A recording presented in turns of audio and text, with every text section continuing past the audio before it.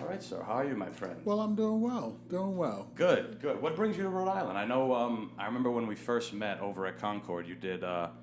You spoke about that you would come to Rhode Island fairly often. What are you doing around here? Well, what takes place now is I'm working with an agency that's located over here in Providence, and so from the time that we met back 2 years ago, where I was focusing on a good array of financial products, I'm still doing some work with expanding that. So I'm doing property and casualty as well as your life insurance and your retirement plans. Gotcha. So you're just more of based out here? Well, I spend more time in this area now. Yes. So the office that I work with and the group that I'm associated with is located right over in Pawtucket.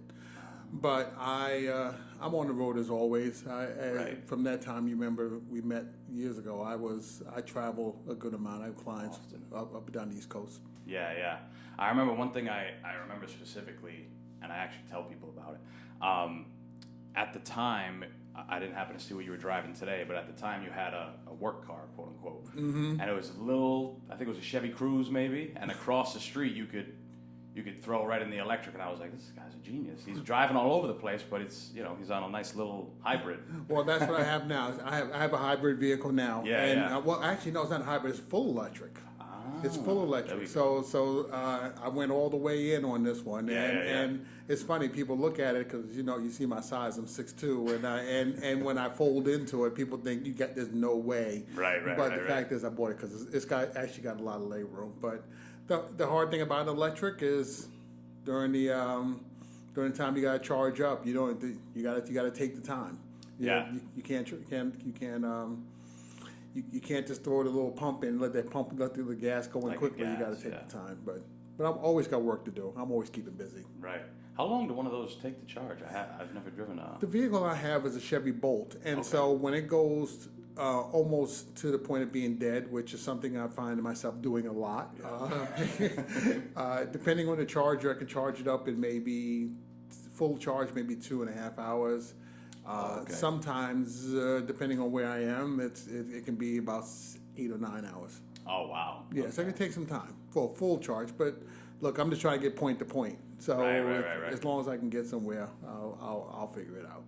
Now, do they do, if I remember correctly, Tesla does, don't you get your own, station at home? Or is that a myth that I'm making up? No, it's not necessarily a myth. Yeah. When my wife and I, we sold our house on the Cape about 9 months ago, 10 months ago. And so we're apartment living right now while we're looking for the next place. So when I had the house, it was no big deal because we charged up in the garage. Gotcha. Now I have to go and find a place, and so what I do is that's one way to get my morning exercise. I'll go and walk a couple miles or drive a couple miles, charge it up. Right. At that place, walk back, and then walk back again to go pick it up. So Sure. it's a little bit of work, but I need the exercise. Right. I'm glad you mentioned exercise because as much of a business-minded person you are, you have a lot of experience with nutrition. Am I correct in saying that? I know you owned at one point you had a GNC, a fairly successful one, if I remember correctly. Well, yeah. So I would say it was successful. At one point I had 4 locations. One of my stores was franchise of the year in 2001. So Okay. so I did well with it, and I enjoyed that business. Franchising is tough no matter who you're with, and so GNC have gone through a lot of iterations over the course of the last 20 years. Yep. So I enjoyed the business.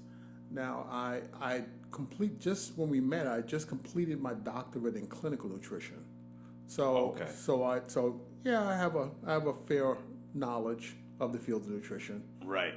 But you graduated with one of the few things we have in common, a bachelor's in finance, correct? I have a bachelor's in finance, an MBA in global business management, and a doctorate in nutrition, clinical nutrition. Right. Now, you got your MBA a little later on. That's correct. Do you think that's probably the right way? Because I hear some people, they graduate and they immediately want to go to higher education, they want to do their masters. You think it's a little better to kind of get some experience before you go ahead and jump into school into a master's program? Well, there's pros and cons because the difficulty of doing that is when because when you go into the class, you don't have as much of a foundation in terms of what goes on in the real world and trying to apply some of that material in the classwork. Of course, the better thing is when you're in the classwork, you're already still in the mode of studying. So it becomes easy to continue when you just spent the last 4 or 5 years studying.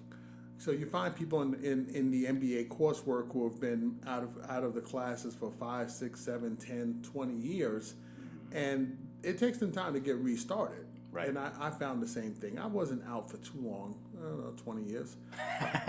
So in the scheme of life, I guess it's all a matter of perspective. Right. So it's, but I'm a constant student, so it wasn't hard for me to get re-engaged. Yeah, and that's a big thing.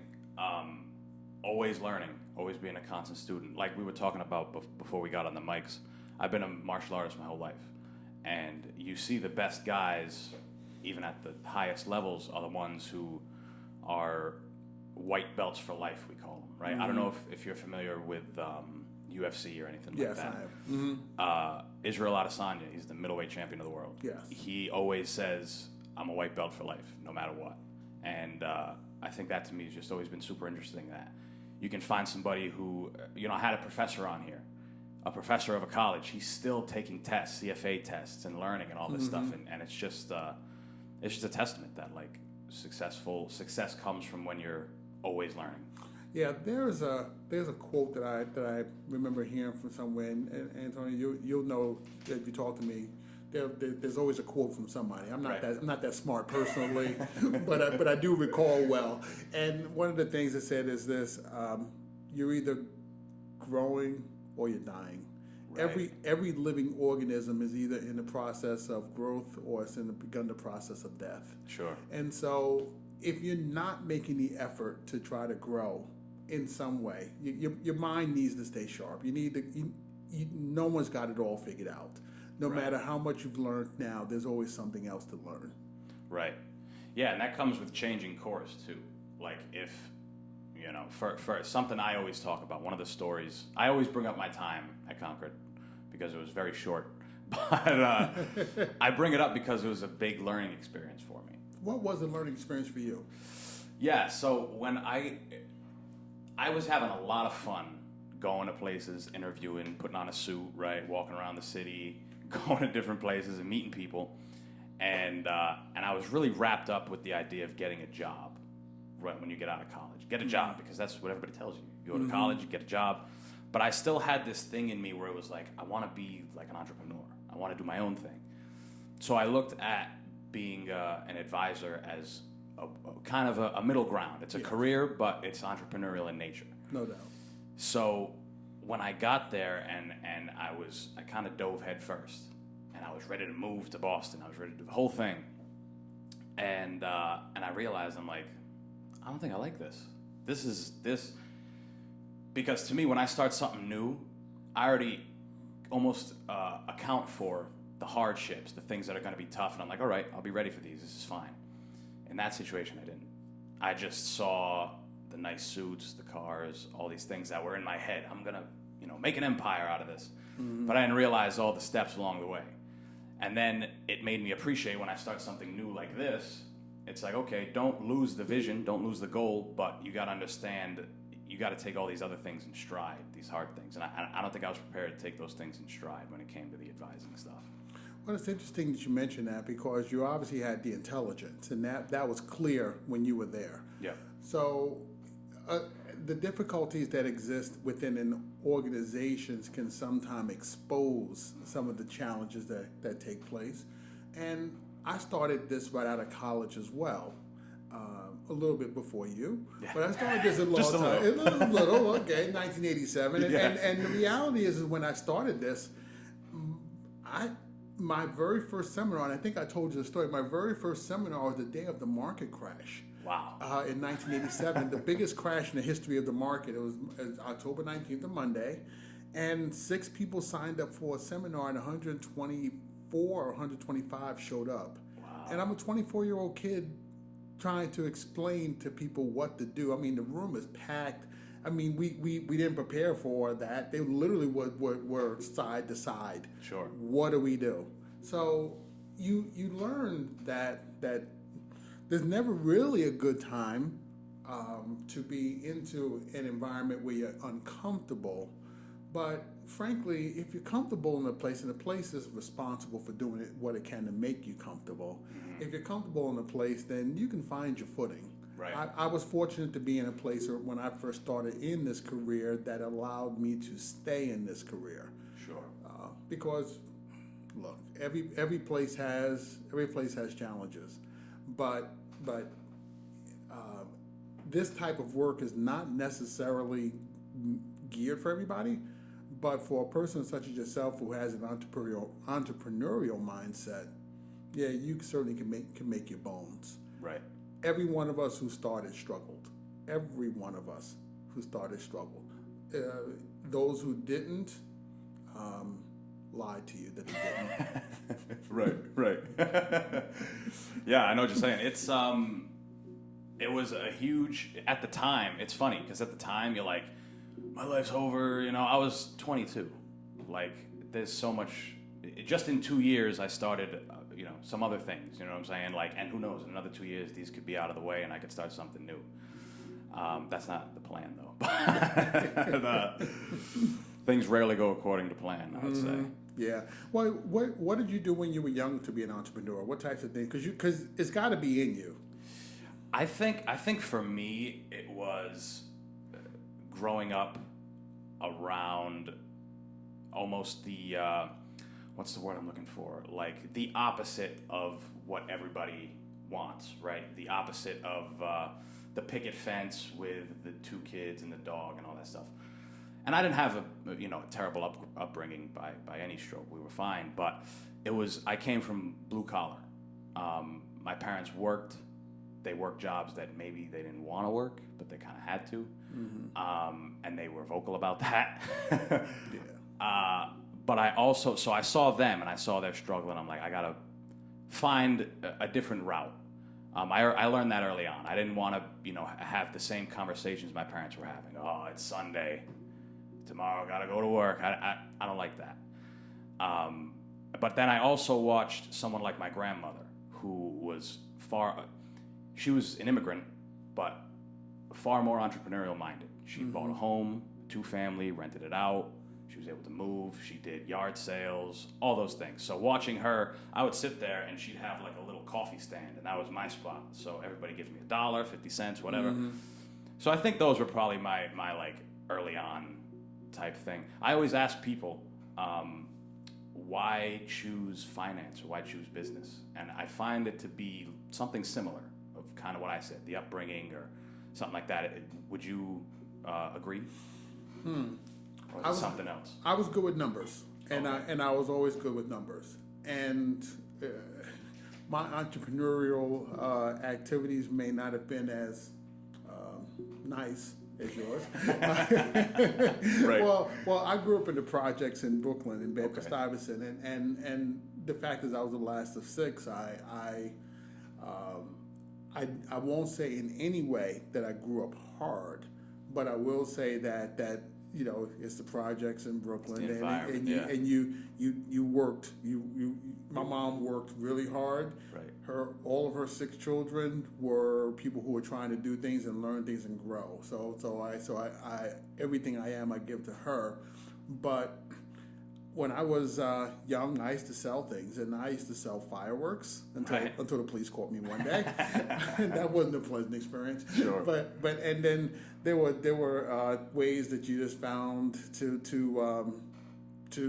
make a living. Even when I was young, I used to do a dice game, Chuck-a-Luck. You ever heard that game, Chuck-a-Luck? I haven't, no. Okay, so it's the game. Yeah, no. So I'll tell you this story, right?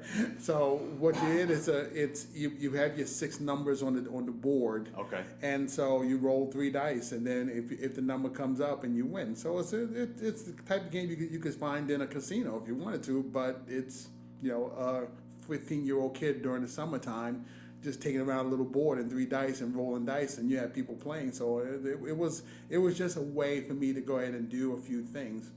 But like I said, it was part of my entrepreneurial bent. I was just one who sold things and who always calculated over the numbers. So by the time it came to doing, you should know. You remember I dropped out of high school. I didn't know that. Oh, I thought I told you that story. No, I didn't know that. So I dropped out of high school. Okay. In 11th grade, and even during that time, and I'm sort of giving the impression that I was a rogue. I wasn't. I was bored, and frankly, I'll tell you a little story about how that affected my children later. But I just didn't want to go. I didn't want to go to high school anymore. I wanted to go to college. So that period of time I was sitting out, I would just sell things. And so when I got to the field of finance, it wasn't my choice. Oddly enough, I wanted to do computers, and I started college in computer science. Okay. I hated it. I just hated it. It's good when you figure it out, though. Off rip, yeah. I learned it quick, and I learned that I didn't like that. I like numbers, Sure. so that's what led me back over to that. But entrepreneurism seems to be the type of thing that even if you don't wanna think that you're that way, it just finds you. It comes through. And that's what seems to have happened when you talked about your upbringing. It just found you. Yeah. Well, what's funny is when I decided to choose finance, I knew I wanted to go to school for a business thing or a business major. And when I chose finance, it was more about me learning the way money works. Because eventually I wanted to open up a business, something. And I wanted to learn how money works. I wanted to learn about, inflations and interest rates and all these type of things. And but as time went on, as I got closer to graduating, I started to get that bug in my ear. You got to get a job. You got to go get a job after this. You got to, and I think that's kind of where people they almost lose track of why they chose what they chose to get involved in, and that's why I always talk about Concord as a huge eye-opening experience for me. Mm-hmm.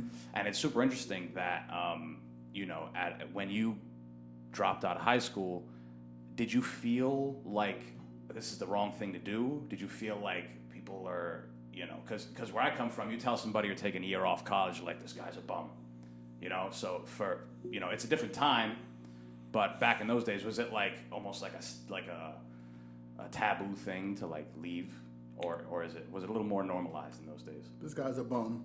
Yeah. I mean, that's what it was. I was a bum. Right. Well, I say this. I went to Stuyvesant High School, and if anybody knows that school, at the time, Stuyvesant was the #1 public academic high school in the country. Okay. So it was a specialized school in Manhattan, and it was work to get into it. And I made it through, and I was doing well. I just got bored, and hormones and things happen, and so it was an odd change in my life. But I was the last of 6, and all 5 of my siblings had graduated college already. Wow. So Okay. I knew that I was going to.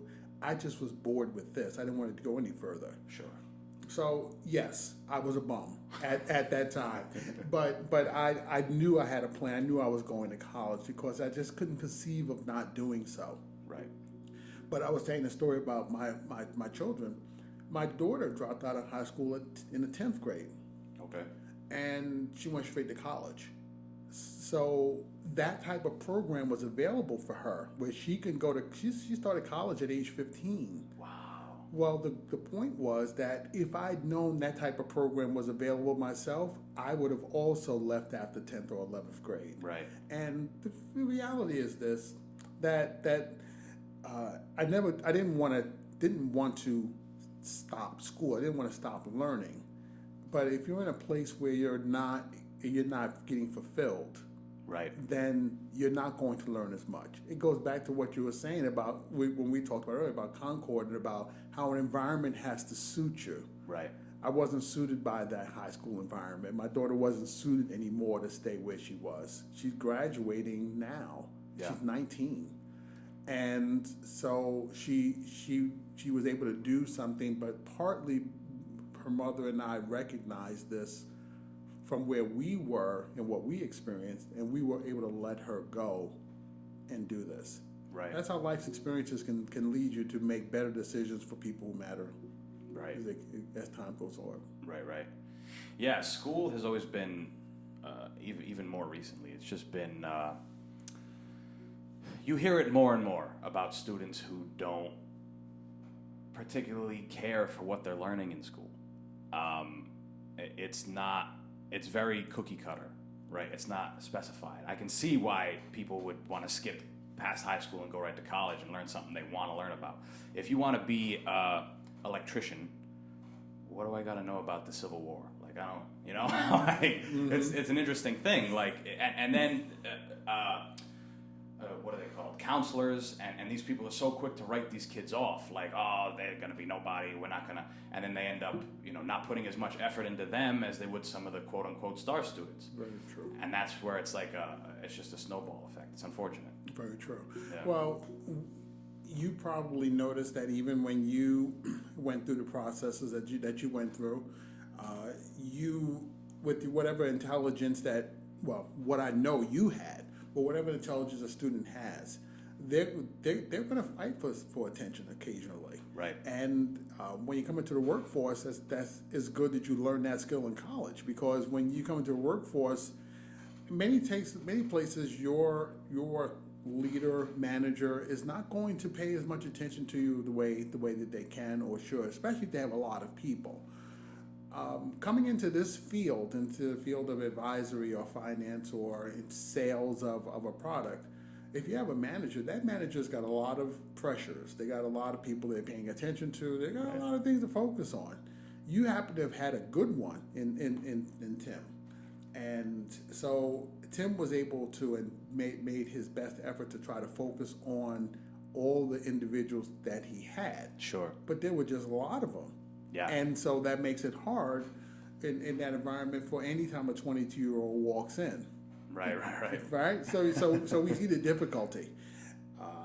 We weren't in the best of environments to be able to provide the support that we would have liked to provide. Gotcha. But you're right. Most young people, when they're trying to figure out where they're going when it comes to going into the workforce, they don't have to get it right. Sure. Now, how many people get it right the first time around? It's tough. Yeah. We think about it. Jeff Bezos, he didn't start Amazon out of college. Right. Yeah, there's a lot. I think another big one is Colonel Sanders. He was in his 60s when he started KFC. Yes. Yeah. Yeah, and failed at many things along the way. Right. Many things along the way.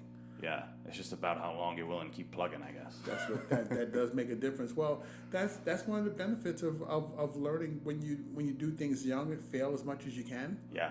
Because you don't really know until you have seen what doesn't work to find out what it is that you do like.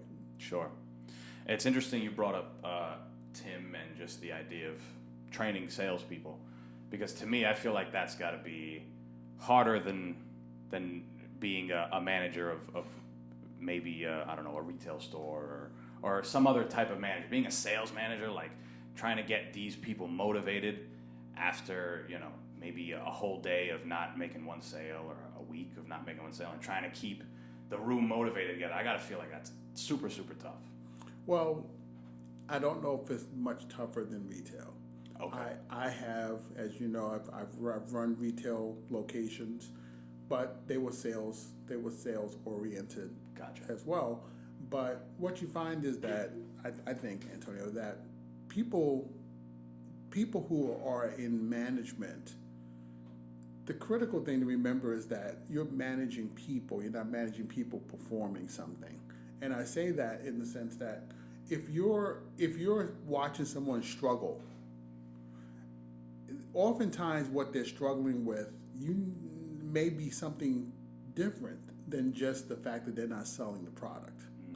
And if you're not paying attention to the person, right, then you may not be able to unlock what's really causing the problem for them. So that's why I say you had a really good manager in Tim, in that Tim was very oriented toward trying to understand the people. Now, it doesn't mean you can solve every issue, but I think that's a critical part. So being a sales manager, in large part, yes, you have to know how to motivate. You have to know your product. You have to know. You have to sometimes know when to crack the whip and make sure people stay on course. And in what way is that any different than the coach of a sport? Sure. Because many times you have to find who to cajole, who to slap. You know, right. You have to know your people. Yeah. But if you don't know your people and you only say that we have to do X, well, yes, we as a team have to do X, but individually, when I have a talk with you, I have to know what it is that matters to you, why you're doing well, why you're not, and then I'll make sure we keep doing the things that help you to do well, right, and try to fix the things that is preventing you from doing well. Yeah, that's interesting that you compare it to like a sports team, because it's almost the most obvious comparison, but it's true. Like, somebody can be doing the right thing all the time, but you don't know if that person's just going through the motions. You don't know if that person, is really, really engulfed in it. Mm-hmm. Some other extraneous circumstances are preventing this person from performing. And you wouldn't know that unless you broke it down on a personal level. Yes. Well, I think one of the most notable examples was there's a swimmer, Mark Spitz. This is going back to the 1972 Olympics. Okay. And he was Michael Phelps long before Michael Phelps, right? And he won 7 gold medals in the 1972 Olympics. And his coach, Sherm Shavor, couldn't swim. Right. So how do you have that? Right, and so what you have is an individual who knows how to get into the mind of a person, yes, and unlock their potential. You don't even have to be proficient in what they do.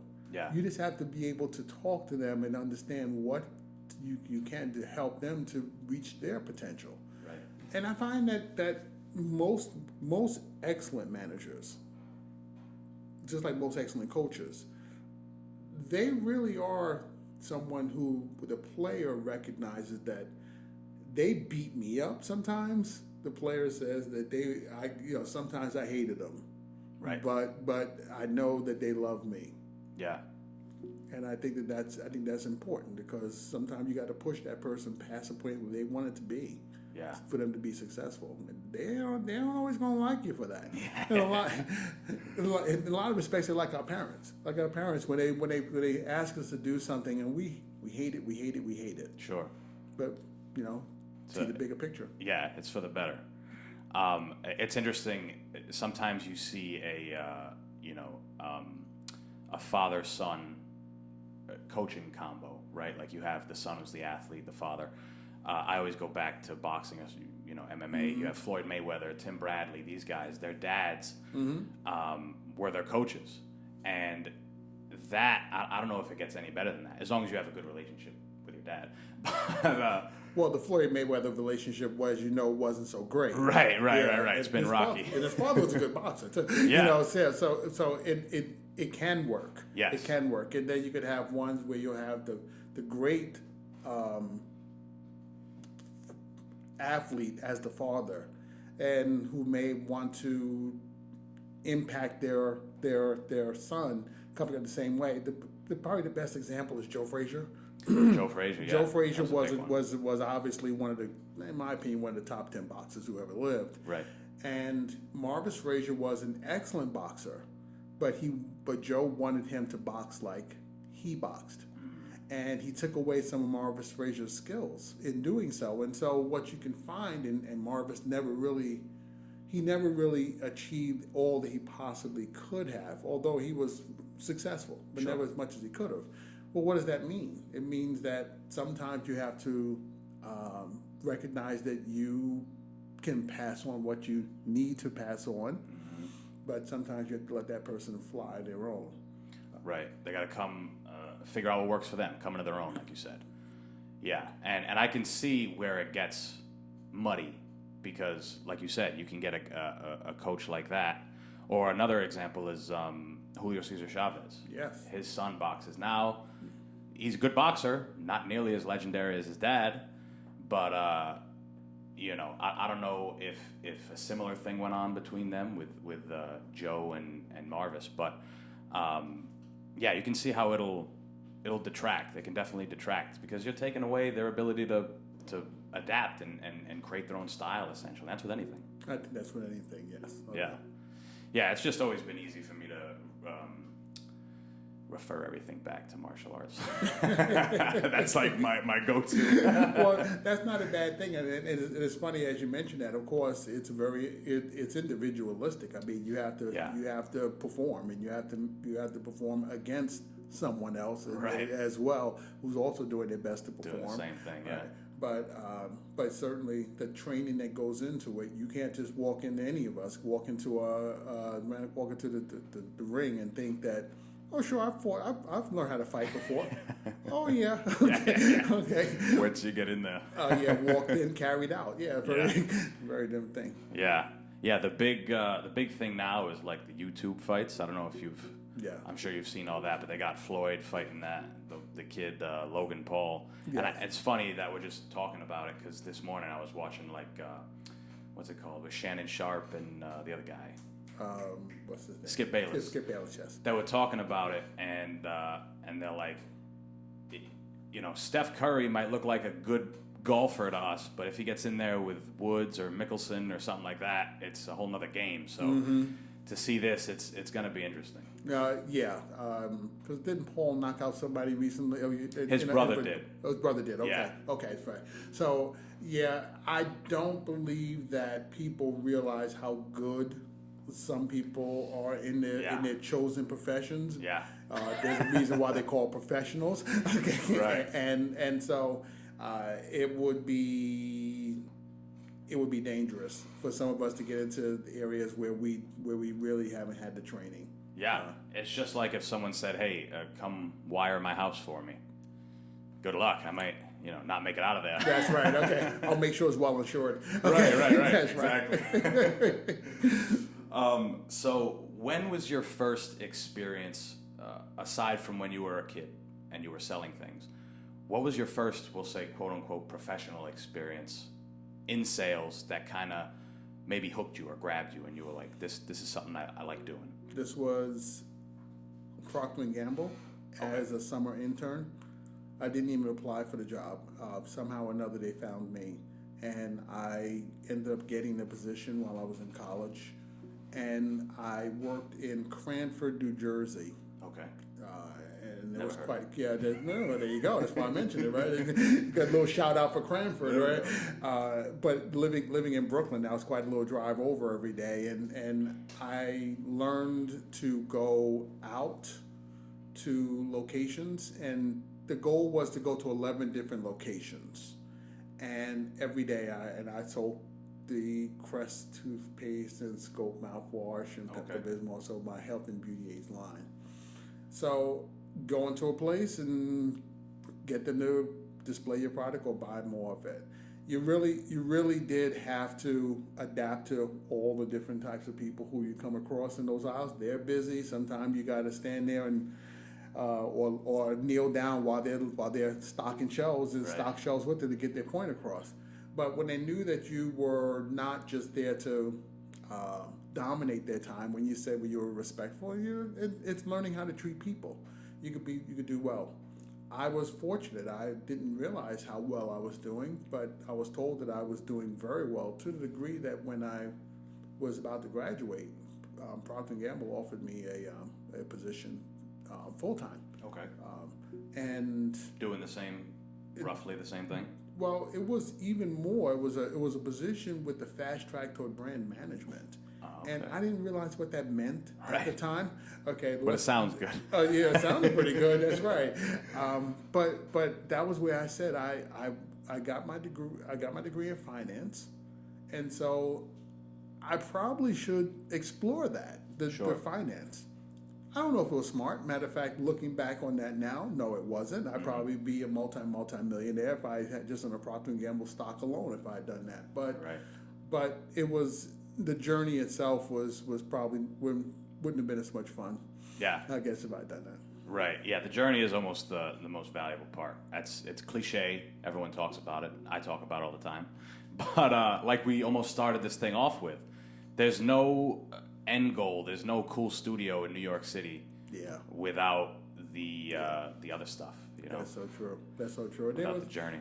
There was a quote that I did when I was a professor that said that. It's a quote from T.S. Eliot. He said, "We shall not cease from exploration, and the end of all our exploring shall be to arrive where we began and know the place for the first time." And I find that often when I think about the things that have happened in my life, the things I've had a chance to do. I've been very fortunate to do a lot of things. The things I've had a chance to do, it's only because I wasn't afraid of not knowing where I was going to end up afterwards. Gotcha. But every time that I thought about or reflected upon where I've been after having done the things that I've done, I'm grateful that I did, and I look forward to the next time. Yeah, that's typically what you hear. As long as the person made it out well on the other side. No jail. Yeah. Well, except for a student protest. But other than that, no jail. Right. Yes. So yeah, and not too many broken bones along the way. So there we go. Yeah. So Procter and Gamble was what you said you didn't stick with them. You went and explored. I did explore it, and I probably could have gone that way. That was the safe bet. I mean, to go with a company like that back in the 80s, that was the safe bet. Sure.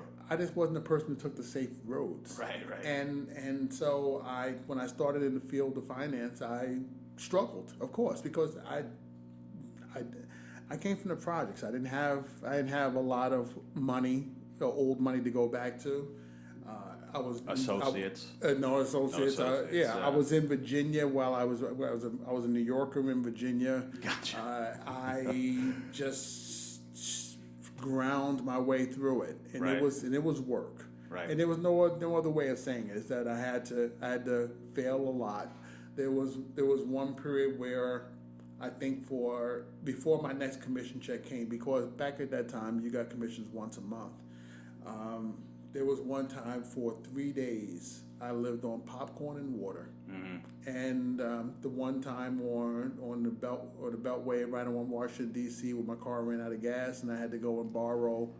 Yes, I did. I had to go borrow. I had to walk over to the gas station, borrow a gas can, and get $1 worth of gas. Right. Back in 1987, 88 to get my car to work where I can borrow a few more dollars and sure. check. Yeah, those times were a little difficult. And yes, they harden you, but right. it tests whether or not you want to continue. Yes, that's the most important part, I think. And I have to admit that part of growing up with the way in which I chose to, again, we hustled, we scrambled. When I say hustle, I don't mean that in a negative way. It's just that we weren't individuals who felt that things were going to be given to us. Right. So you got to go get them. It's not a charity. No charities at all. Right. So I was accustomed to hustling, and that never left me. Yeah.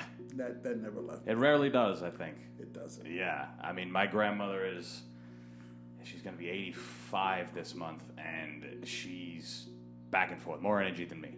Back and forth. It's embarrassing, if I'm being honest. She still has that house we were talking about, the 2-family. She's there all the time, taking care of it. So she's a beast. Mm-hmm. But there's something to be said about coming from a rough place, a rougher environment. It's funny because all the people that come from those places, they're like, oh, maybe while it's happening, it's like, oh, maybe I'd love to go to a school that's, a little more highfalutin, or this guy's getting these things because his family knows people and this and that, and encouragement and all these overrated things. It's funny because there's like something to be said from coming from a place where none of those things are in abundance, right? Coming from a place where you see it all the time in one of the biggest industries in hip hop. You see guys from the dirt, bottom, gutter, out of jail, like and now they're multimillionaires. So it's almost like there's some of those guys tend to be hungrier, even though they had way, hungrier than the guy who had the head start. Yes. Well, I guess 2 weeks ago, I drove, and within a course of about an hour, I drove past where Biggie Small was born, Right. and where Jay-Z grew up. Right. Within a very short period of time, right in the same neighborhoods where I was. Yeah. Well, I think they did okay. Yeah. Right. And so yes, you can see that in certain environments where coming out of Marcy Projects, you're not going to necessarily have everything laid out for you. Sure. But if you can make it through, and you have that drive in you, if the drive is there, then they could put you in the middle of in the woods. The woods.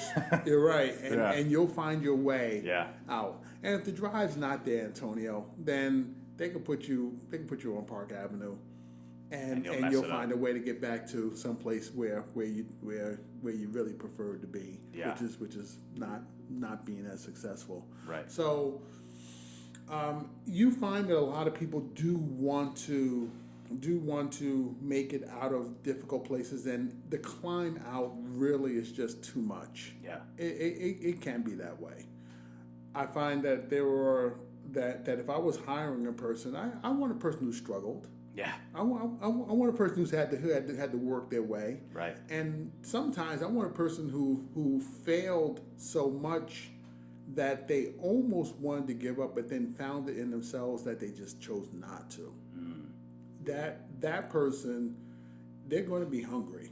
Yeah. They're going to be hungry. Right. Yeah. Yeah, that's environment's a big thing. I think it plays a big thing in anywhere, your upbringing. Do you think that kind of grit can be taught? Yes. Yeah. I do. I know people think no. I do. Yeah. I think you can. I think you can give it. You can pull it out of someone. See, we have it. We don't access it, I believe. But there's a hunger in every one of us that it may differ with people, but you can get to it.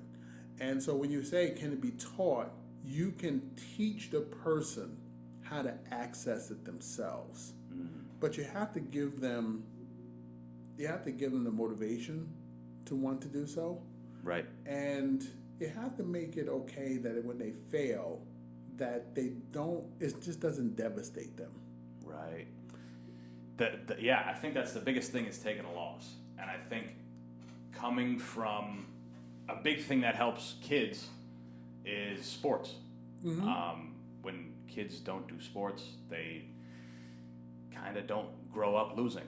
They don't grow up learning how to take a loss. So when it happens when they're an adult, it completely devastates them. And, some people are able to work through it, some people aren't, and they get stuck in wherever they were. That's true. And put it this way, if all of us gave up when we failed early, none of us would walk. Yeah, right. I mean, think about that, right? I mean, babies, they fail a lot. Yes. And they keep at it. And that's where it said that it's in us. The drive is there. Many times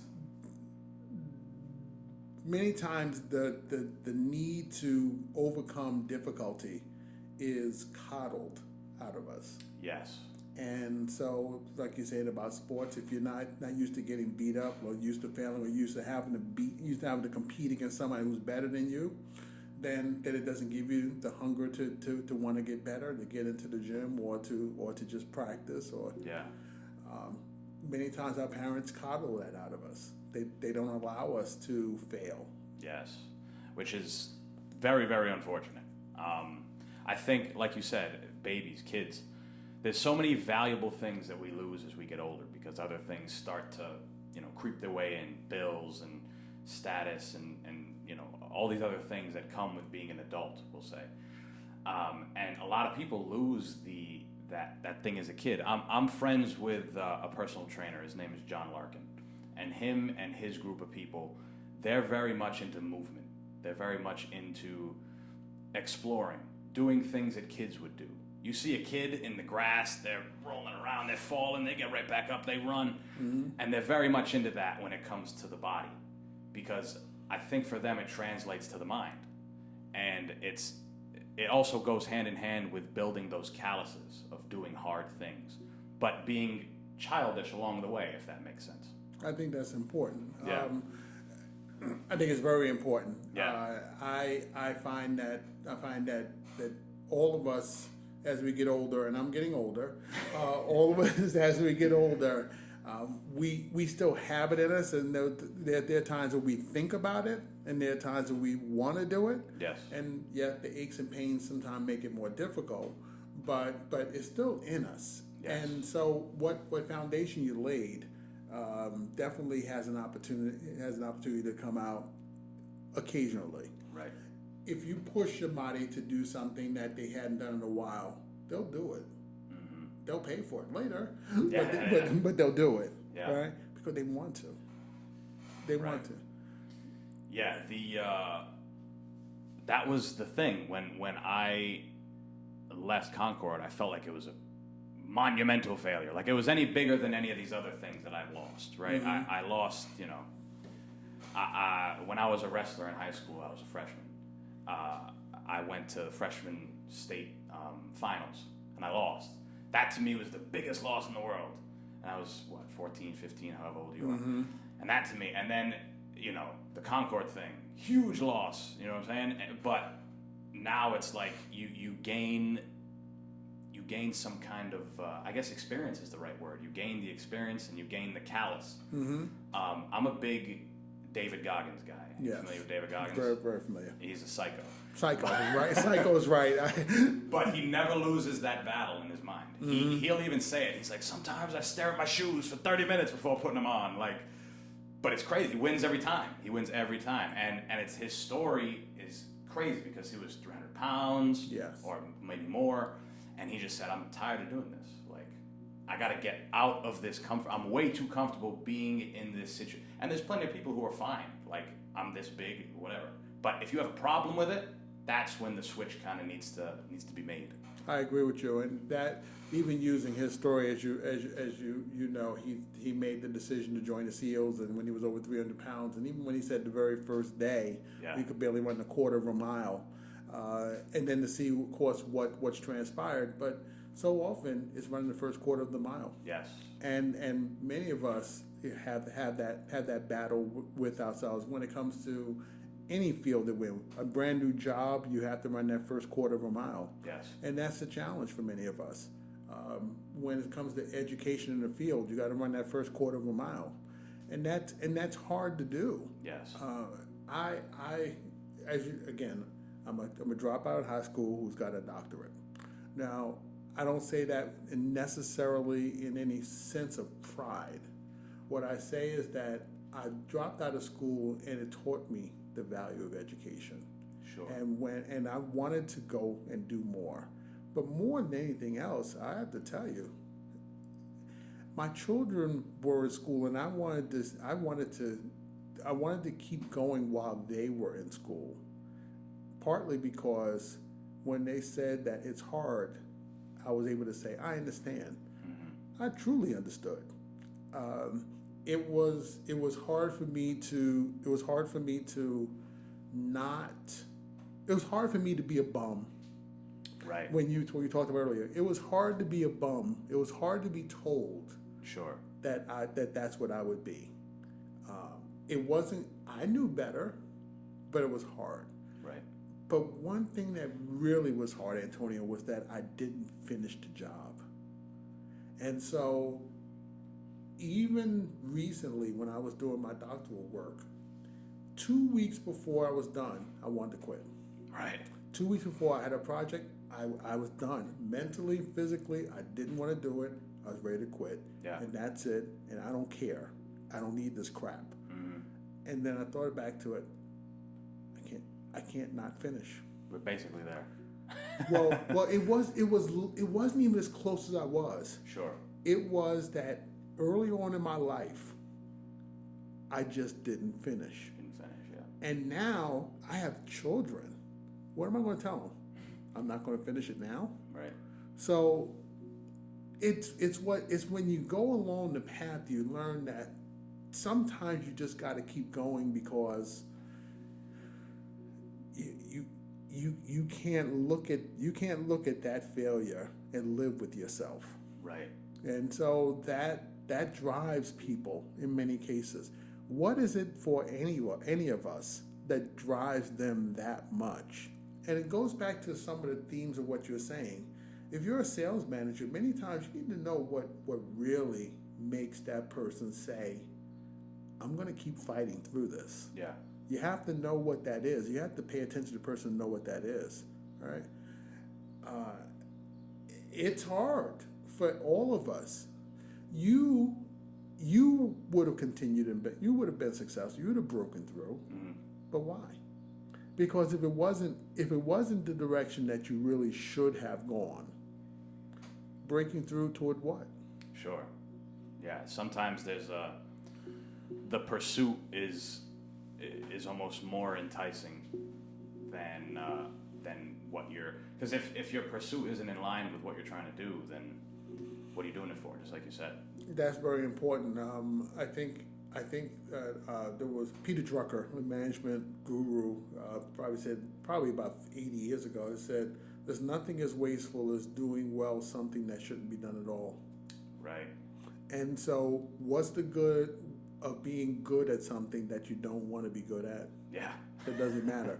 We've got a picture of Muhammad Ali up here. Right. Muhammad Ali would have probably been with his hand speed, he probably would have been fantastic at laying chocolates down on a conveyor belt. Sure. Right? Yeah. Right? He would have been great. Yeah. So, that makes sense. Yeah, I never even thought of it like that. That there's so many people who, what if Louis Armstrong decided to blow glass instead? That's right. yeah, that's interesting. And it's funny because you don't find it until you decide, like, this isn't for me. I have these skills, and if we're using Muhammad Ali's case, I got fast hands. Maybe I'll try to play a guitar. Mm-hmm. Maybe I'll try this. Maybe I'll try boxing, and end up being, you find what it is. That's correct. Yeah. One of the questions I wanted to ask you as we're getting closer to wrapping this thing up, a lot of young entrepreneurs or young business-minded people like to listen to the show. And I think we're seeing a rise in entrepreneurial activity with the crazy year that we had last. And I have to ask you, as someone who's got plenty of experience, what does it really take to go ahead and start your business, manage it, and build it? I don't have that answer. Okay. No, I have an answer. You have an answer, right? I don't have that answer. Right. Because Antonio, what you have is there are many people who will tell you that the key is whatever that one thing is. No such thing. There really isn't that one key. It rarely is. It really isn't. Yeah. But one thing I would say, there's you do want to get accustomed to failure. Sure. It's part of the game. It really is part of the game of winning, is that you got to become accustomed to failure. You work out, muscles fail, and then they grow. Yeah. If you never let the muscles fail, they never grow. Right. Right? So failure is part of the process of growth. And the fact is that sometimes we just get complacent. So to be successful, what we do is we just get to a point where we continue to do things and we let ourselves be comfortable at that, and then we think we're on the right track. But Will Rogers said, even if you're on the right track, you get run over if you just sit there. Right. So the reality is that you got to learn to fail. So I would say for an entrepreneur that if you want to push forward, if you want to really see success, you got to be willing to step outside. You got to be willing to fail at things. You got to be willing to fail greatly sometimes. Right. And if you do that, then you'll find the big win tends to find its way towards you. Right. All right. But lastly, find someone to mentor you. I feel like that's huge as a real big one, because it's like they did it. They did these things that you're wondering about. Mm-hmm. And for me, one of the big questions for me because I started the podcast in August of last year, but I started the brand this year, so it's even newer. What the hell do you do when you're just starting out? Because for me, when I see a business, it's like, oh, they're doing business. They're open, people buy things, people ask them questions, whatever. When you're first starting and nobody's buying anything from you and nobody knows about you, what the hell do you do at first? Sometimes you feel like you're being lazy. You're like, all right, I sent my emails, I did this, I did some marketing, and I still have this whole day. I don't know what to do now. And then you start to go down the rabbit hole of, am I doing enough? Did I, am I slacking? Am I really going to get where I want to be in the time that I want to be, So I think the beginning part, it's like, what do you do?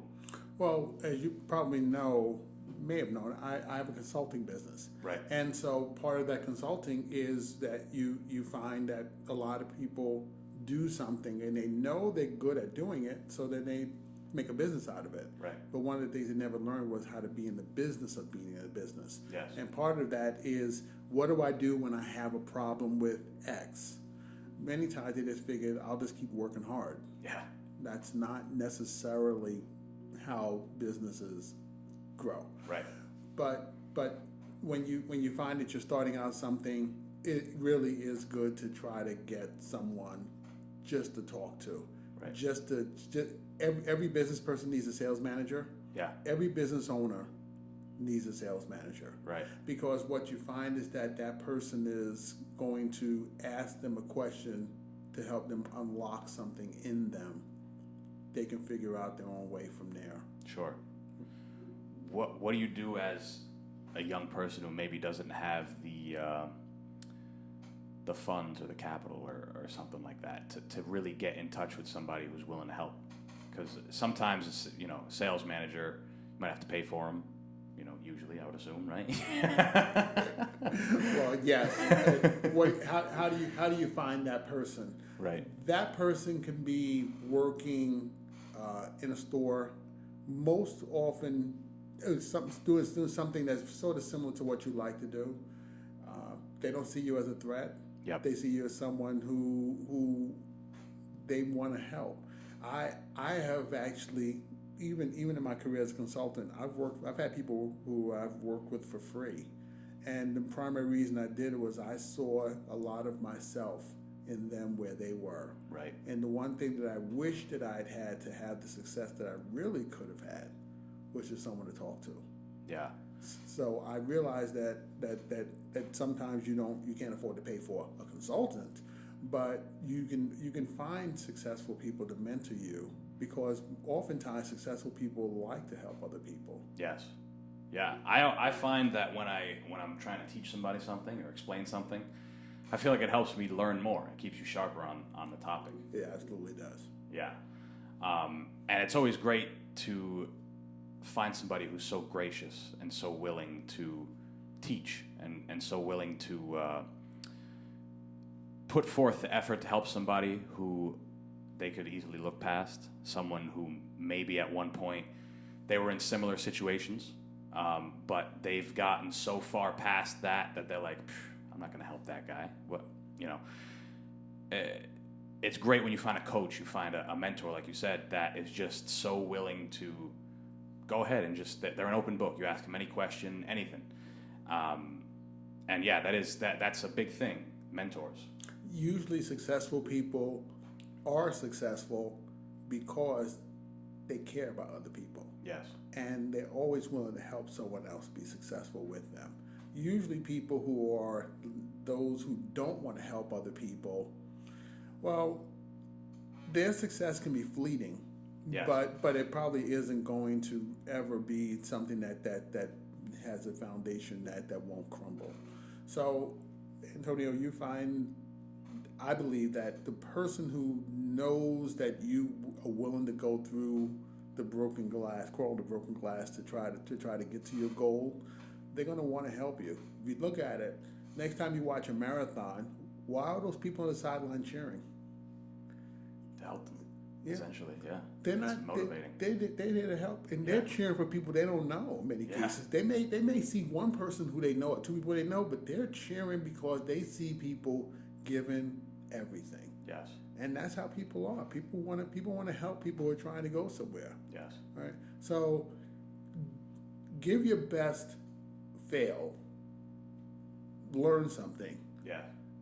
But if you want to be successful, don't go to someone don't go to someone and hoping they give you all the answers. Right. That person's going to probably want to see what you've done that didn't work. Yes. And what you've learned from it, as opposed to them just saying, tell me everything that works. Right. It's impossible. The other cool thing about mentors is it's a quote that I say often. I want to say it's Picasso, and it's funny that he said it, being how original he was. Good artists create, great artists copy. So if you have someone that you can, what's he doing over there? Let's, It's very true. It's big. Yeah. So mentors, fail. That's a good blueprint for anything. Not even just a business, a hobby, life, anything. It truly is. Yeah. It truly is, because you know what? Children watch us, babies watch us walk. Yeah. They don't come out of the womb wanting to walk. Right. But you know what they do? What are all these tall people they're doing? Yeah. Let me see if I can try They're way this too, faster right? than I am. And what they're doing, they're copying. Right. Right? And that's what an eagle probably knows they can fly, but they don't really know. But guess what Mama or Daddy Eagle do? They fly. They see it. They see it. They push them out and say, your turn. Right. Yeah. Mirroring for me has always been one of the best ways to learn. Oh, this guy's the best. I'm going to watch him, take what I can, and add what's my own to it. So, yeah, that's super, super great advice, I would say, just about for anything. I think we're going to wrap this up. So thank you very much, Mr. Ed Martins, for coming on. I definitely appreciate this conversation. Very enlightening. Well, Antonio, I appreciate it. And frankly, you've given me a lot of things to go back and think. I appreciate you giving me a chance to talk. And I'm glad to see you doing well. Yeah, thank you. I always knew you had that in you. Thank you. Thank you very much. All right, everybody. Thank you so much for listening. Make sure you follow. All the links are in the description. Follow my social media. Or head over to obsessiveaggression.com if you're in the market for some 16-ounce boxing gloves. Where can they find you, sir? Well, the best way to find me, there's multiple places. I have an Eagle Eye Financial Services is my name of my company. Okay. And I'm working with the group here. It's a pretty good group, Andrews Insurance Agency here in Pawtucket. So I find myself located there most regularly. But Eagle Eye Financial Services Incorporated. And you're on LinkedIn, of course. I'm on LinkedIn, yes. Okay. Edward Martin with a nice little dog. There we go. All right, everybody. Thank you. I'm going to talk to you guys soon. Edward Martins, ladies and gentlemen. Thank you.